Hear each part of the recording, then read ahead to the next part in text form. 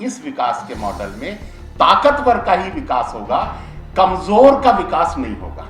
और उस युद्ध में सब कुछ है, उसमें बंदूकें हैं, उसमें गोलियां हैं, उसमें हत्याएं हैं, उसमें बलात्कार हैं, उसमें झूठ है, उसमें प्रोपेगेंडा है, पूरा युद्ध है। इसको छिपाया गया है, एक हिडन वॉर।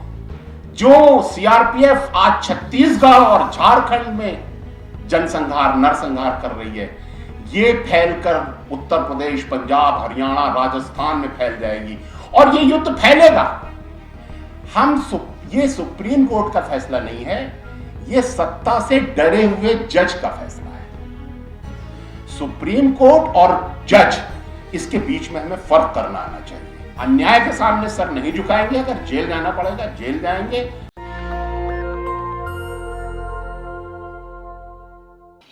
इसलिए आजादी का जो एजेंडा था वो था कि आजादी के बाद न्याय आएगा। और जब कोई राष्ट्र आकार लेता है, अस्तित्व में आता है, तो उसका आधार न्याय होता है।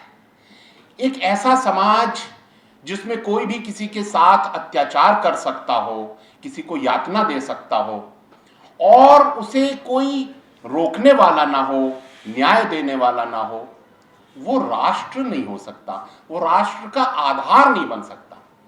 राष्ट्र का आधार तो न्याय ही हो सकता है। जिस राष्ट्र का आधार न्याय ना हो, वो तो यातना ग्रह है, जहां कोई भी किसी के साथ कुछ भी कर सकता है और कोई न्याय नहीं मिलेगा।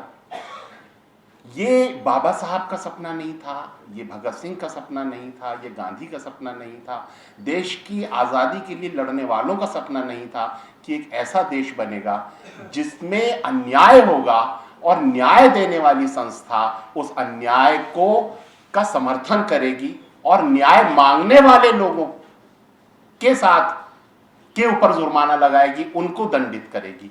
एक ऐसा समाज, एक ऐसा स्थिति में हम पहुंच गए हैं। जब आजादी आ रही थी उससे पहले गांधी जी ने एक बात कही थी। गांधी जी ने कहा कि ये जो अंग्रेजी विकास का मॉडल है, जिसमें आपके पास ज्यादा है तो आप विकसित हैं। विकसित वो है जिसके पास ज्यादा है। आपके पास ज्यादा पैसे हैं, आप बहुत विकसित हैं। आपके पास काम चलाऊ पैसा है, आप पिछड़े हुए हैं। आपके पास बहुत सारे मकान हैं, आप बड़े विकसित हैं। आपके पास एक झोपड़ी है, आप पिछड़े हुए हैं। गांधी ने कहा प्रकृति ने सबको बराबर दिया है और अगर कोई दूसरे से ज्यादा लेगा तो वो तभी ले सकता है, वो दूसरे के हिस्से का लेगा और दूसरे के हिस्से का वो तब ले सकता है जब उसके पास ताकत होगी, क्योंकि दूसरा देगा नहीं तो आप छीनेंगे। तो इस विकास के मॉडल में ज्यादा उसी के पास हो सकता है जिसके पास छीनने की ताकत हो। तो गांधी ने कहा इस विकास के मॉडल में ताकतवर का ही विकास होगा, कमजोर का विकास नहीं होगा। और गांधी ने कहा कि ये जो अंग्रेजी विकास का मॉडल है, अंग्रेज तो अपने इस विकास के मॉडल को लागू करने के लिए दुनिया भर पर हमला करते हैं। अंग्रेजों के बारे में कहा जाता था कि अंग्रेजी राज में कभी सूरज नहीं डूबता, लेकिन एक अंग्रेज जॉन मिल ने लिखा कि यह भी सच है कि अंग्रेजी राज में कभी खून नहीं सूखता। अंग्रेज लगातार युद्ध करते हैं। गांधी ने कहा अगर भारत ये विकास का मॉडल अपनाएगा तो भारत किस पर हमला करेगा। गांधी ने कहा लिख कर रख लो, एक दिन तुम अपने गांव पर हमला करोगे। इस विकास के मॉडल से युद्ध निकलेगा और तुम तबाह हो जाओगे। आज वो युद्ध जारी है। आपको मालूम है इस समय हमारी सबसे ज्यादा पैरामिलिट्री फोर्सेस कहां हैं? वो आदिवासी इलाकों में है। क्या करने गई हैं? आदिवासियों को सुरक्षा देने? नहीं, आदिवासी ने तो सुरक्षा नहीं मांगी। वो वहां गई हैं संसाधनों पर कब्जा करने। किसके लिए? गरीबों के विकास के लिए संसाधनों पर कब्जा करने गई हैं? नहीं, अमीरों की तिजोरी भरने। और उसके लिए भारत के सबसे मजबूत जो तबका है, जो अमीर सुपर रिच है, उसके लिए उसने अपनी सेनाएं भारत के गरीबों के संसाधनों पर कब्जा करने के लिए भेज दी हैं। आदिवासी इलाकों में एक फुल फ्लेज युद्ध चल रहा है जिसको हिडन वॉर ऑफ इंडिया कहा जाता है। और उस युद्ध में सब कुछ है, उसमें बंदूकें हैं, उसमें गोलियां हैं, उसमें हत्याएं हैं, उसमें बलात्कार हैं, उसमें झूठ है, उसमें प्रोपेगेंडा है, पूरा युद्ध है। इसको छिपाया गया है, एक हिडन वॉर। लेकिन ये वॉर फैल रही है, ये एक्सपेंड कर रही है, ये फैलेगी। और एक दिन जो सीआरपीएफ आज छत्तीसगढ़ और झारखंड में जनसंहार नरसंहार कर रही है, ये फैलकर उत्तर प्रदेश, पंजाब, हरियाणा, राजस्थान में फैल जाएगी। और ये युद्ध फैलेगा, पूंजीवाद फैलेगा और ये युद्ध भी फैलेगा।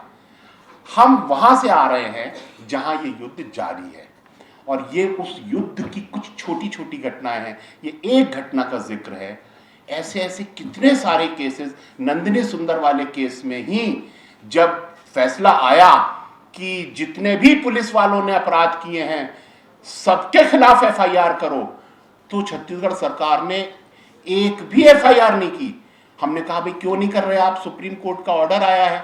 तो बोले कोई आदिवासी आ ही नहीं रहा एफआईआर कराने। हमने कहा अच्छा।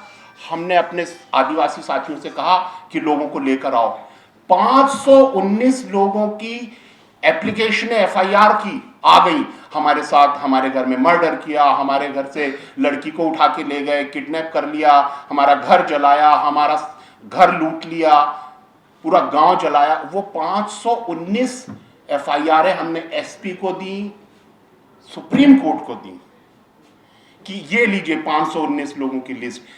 कुछ नहीं हुआ, कोई उस पर एक्शन नहीं हुआ। अब ये जो मामला है इसमें हमारे ऊपर कहा गया कि साहब आप झूठ बोलते हैं और आप यहां सुप्रीम कोर्ट क्यों आए। मैं बताना चाहता हूं हम लोग वहां 1992 से काम कर रहे थे। हमारा एक गांधीवादी आश्रम था। मैं और मेरी पत्नी अपनी शादी के 20 दिन बाद छत्तीसगढ़ चले गए थे। हमने एक पेड़ के नीचे रहना शुरू किया था और वो एक धीरे धीरे आश्रम बना। और एक संस्था है सुप्रीम कोर्ट की, उसका नाम है NALSA, national legal aid services authority. उसकी जो जिला स्तरीय कमेटी थी, हमारी संस्था उसकी सदस्य थी।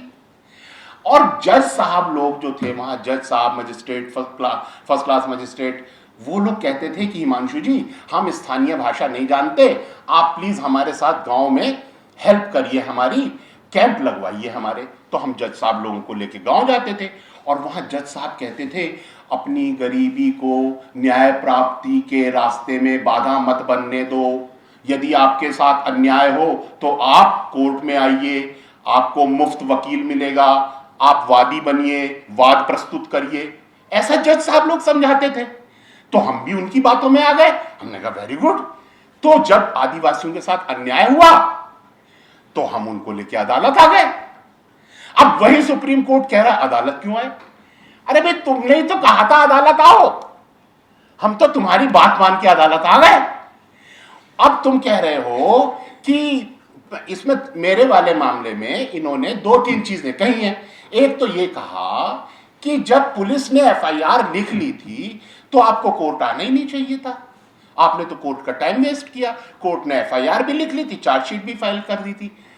अरे भाई पुलिस तो हत्यारी थी, पुलिस के खिलाफ तो केस था, तो जिसके खिलाफ हम केस लड़ रहे हैं उसी की कार्रवाई पर भरोसा कैसे कर लेते आदिवासी। उन्होंने कहा हमें पुलिस पर भरोसा नहीं है, सुप्रीम कोर्ट एसआईटी या सीबीआई से जांच करवा दे, यही तो कह रहे थे आदिवासी। और दूसरा सुप्रीम कोर्ट ने कहा है कि भाई वो 6 लोग ने आकर के ये कहा कि हम नहीं पहचानते कौन थे मारने वाले, जबकि आपने जो पिटीशन है उसमें कहा था कि मारने वाले पुलिस वाले थे। तो वो 6 लोग, हम सुप्रीम कोर्ट को कह रहे हैं कि इन 6 लोगों को पुलिस वाले बिना नंबर प्लेट की गाड़ियों में किडनैप करके लेके गए हैं। ये देखो वीडियो। वो 4 जनवरी को मैं दंतेवाड़ा मुझे छोड़ना पड़ा, रात को मेरी हत्या करने वाली थी पुलिस, और 5 तारीख को ये सुबह सुबह मुझसे मिलने आए, तो मैं नहीं था, पुलिस वाले आए और इन 6 पेटिशनर्स को किडनैप करके ले गए। और यहां पर ला करके उनका बयान दिलवाया। अब जिसको पुलिस ने किडनैप किया हुआ है, अभी थोड़े दिन पहले हमारे साथियों ने उन आदिवासियों का फिर से इंटरव्यू किया। उन्होंने बताया कि पुलिस वाले हमको उठा के ले गए थे और हमको बंदूकें दिखाई और कहा कि तुम्हें गोली से उड़ा देंगे, और उसके बाद 6 महीने तक उसके बाद भी रखा अपने कस्टडी में, और इस स्थिति में ला करके यहां बयान दिलवाया। उस बयान में भी उन्होंने ये नहीं कहा कि ये पिटीशन झूठी है, या हिमांशु कुमार ने हमारे ऊपर कोई दबाव डाला है, या ये हिमांशु कुमार झूठ बोल रहा है। उन्होंने कहा हम नहीं पहचानते। बिल्कुल वाजिब बात है, जब पुलिस की कस्टडी में है तो वो तो यही कहेंगे साहब हम नहीं पहचानते। अब सुप्रीम कोर्ट का क्या फर्ज बनता था कि सुप्रीम कोर्ट जांच का आदेश देते कि भाई किसने मारा है। सुप्रीम कोर्ट जांच क्यों नहीं करवा रहा है, और फिर जांच का मांग करने वाले के ऊपर जुर्माना क्यों। और हमने जो फैसला किया है कि हम जुर्माना नहीं देंगे, यह फैसला मेरा नहीं है। अगर मैं ये अन्याय बर्दाश्त कर लूं, पहली चीज तो एक समझनी चाहिए हमको, ये सुप्रीम कोर्ट का फैसला नहीं है, ये सत्ता से डरे हुए जज का फैसला है। सुप्रीम कोर्ट और जज, इसके बीच में हमें फर्क करना आना चाहिए। सुप्रीम कोर्ट जनता की इंस्टीट्यूशन है, वो बाबा साहब का बनाया हुआ इंस्टीट्यूशन है, उसकी रक्षा जनता करेगी। हम सुप्रीम कोर्ट की रक्षा करेंगे, हम सुप्रीम कोर्ट की इज्जत की रक्षा करेंगे, हम न्याय की रक्षा करेंगे, न्यायपालिका की रक्षा करेंगे। लेकिन वो रक्षा कैसे होगी? अन्याय का विरोध करके, गलत फैसले को न मान करके। ये फैसला गलत है, ये फैसला अन्याय है, हम इसको नहीं मानेंगे। अगर हम 5 लाख रुपया दे दें, इसका मतलब है हम ये कह रहे हैं हां ये पिटीशन झूठी थी, हम झूठे थे, आदिवासी झूठे थे। मैं आदिवासियों को झूठा कैसे मान लूं? उनके लोग मरे हैं, अभी वो आदिवासी आने वाले हैं, वो आएंगे, दिल्ली आएंगे, एक आध हफ्ते के अंदर आ जाएंगे। वो यहां आकर के वो बच्चा आएगा जिसका हाथ काटा है, और वो बच्चा जज साहब से पूछेगा कि ये मेरे कटे हुए हाथ का हिसाब कौन देगा, ये जो हमारे घर के लोग मारे गए उनका हिसाब कौन देगा, इंसाफ कौन देगा। अगर सुप्रीम कोर्ट ये अन्याय करेगा, हम कैसे कबूल कर लें उसको? तो अन्याय कबूल नहीं किया जाएगा, न्याय के लिए लड़ा जाएगा, ताउम्र लड़ा जाएगा, और अगर उसके लिए कोई कीमत चुकानी पड़ेगी तो कीमत चुकाई जाएगी। ये हमारे आजादी के मूल्य हैं। हमारे देश में जो आजादी के दीवाने हुए हैं वो हंसते हंसते जेल गए हैं, उन्होंने हंसते हंसते न्याय की लड़ाई लड़ी है, हम उनके वारिस हैं। हम ये लड़ाई जारी रखेंगे और अन्याय के सामने सर नहीं झुकाएंगे। अगर जेल जाना पड़ेगा जेल जाएंगे, लेकिन आदिवासियों के साथ जो हो रहा है उसको उजागर करते रहेंगे, न्याय की लड़ाई लड़ते रहेंगे। नेशनल दस्तक की आपसे गुजारिश है कि अगर इसको बचाना चाहते हैं तो नेशनल दस्तक को सब्सक्राइब करने के लिए रेड कलर के सब्सक्राइब बटन को दबाएं, फिर बेल आइकन की घंटी दबाएं। नेशनल दस्तक को बचाने के लिए बहुत जरूरी है कि हर खबर को शेयर करें, लाइक करें, कमेंट जरूर करें।